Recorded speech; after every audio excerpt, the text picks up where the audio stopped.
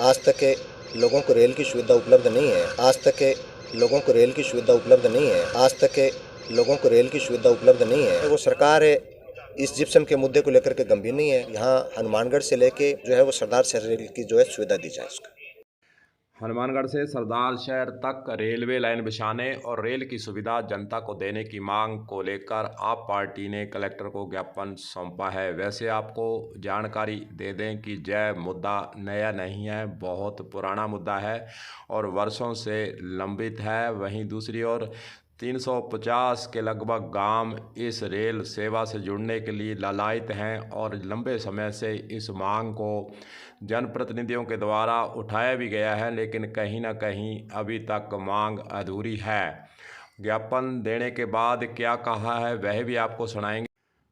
वैसे आपको एक चीज़ और बताना चाहेंगे कि 17 नवंबर 1998 को जब प्रधानमंत्री अटल बिहारी वाजपेयी चुनावी सभा को संबोधित करने के लिए हनुमानगढ़ आए थे, तब भी यह मुद्दा उठा था। समाचार पत्र के अंदर जो खबर छपी है वह भी आपको इस वीडियो के अंदर हम दिखाकर याद कराना चाहेंगे कि बीजेपी पार्टी की चुनावी सभा के अंदर अटल बिहारी वाजपेयी ने आश्वासन दिया था कि हनुमानगढ़ से सरदार शहर तक रेल लाइन बिछाने का काम किया जाएगा। जब पूर्व मंत्री डॉक्टर राम प्रताप के द्वारा यह मांग अटल बिहारी वाजपेयी के आगे रखी थी, तो उन्होंने इस मांग को देखते हुए आश्वासन दिया था कि इस रास्ते पर रेल लाइन बिछाई जाएगी, लेकिन कहीं ना कहीं वह जो वादा किया गया था वह अभी तक अधूरा है।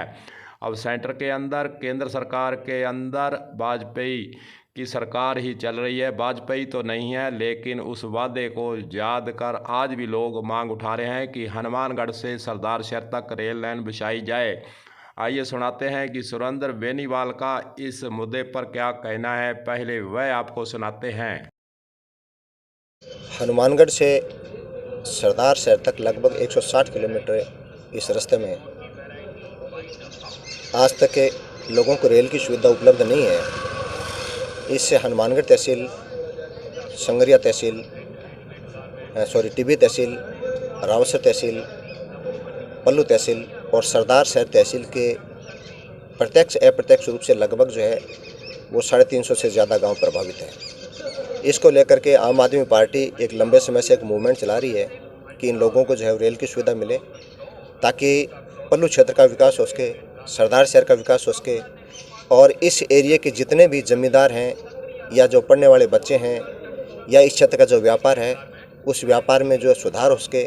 इसके साथ ही इस क्षेत्र में जो है वो जिप्सम का अकूत भंडार है और आज उसका जो है वो कोई उपयोग नहीं हो पा रहा है। यदि रेलवे की सुविधा विकसित होती है तो निश्चित रूप से इस एरिया का जो जिप्सम का व्यापार है वो खूब फले फूलेगा। इससे इस क्षेत्र में जो है वो अर्थव्यवस्था सुदृढ़ होगी। साथ ही लोगों को जो है वो जिप्सम के लिए जो है वो दूसरे देशों से आयात नहीं करना पड़ेगा। हमारे खुद के देश में जब जो चीज़ें उपलब्ध हैं तो उनका सदुपयोग क्यों नहीं हो पा रहा है। एक तरफ जो है वो सरकार इस जिप्सम के मुद्दे को लेकर के गंभीर नहीं है और वहीं जो जिप्सम माफिया है अवैध तरीके से जिप्सम निकाल करके जो है वो चांदी कूट रहे हैं। तो हमारा जो है वो आपके चैनल के माध्यम से सरकार से एक निवेदन है कि सरकार लोगों की इस समस्या को जो है वो गंभीरता से ले और गांव जो है वो लगभग 350 से ज़्यादा है और 5 तहसीलें कहीं ना कहीं जो है इससे प्रभावित हो रही है। तो लोगों को जो है वो राहत दी जाए और यहाँ हनुमानगढ़ से लेके वाया पल्लू, रावसर जो है वो सरदार शहर रेल की जो है सुविधा दी जाए उसका।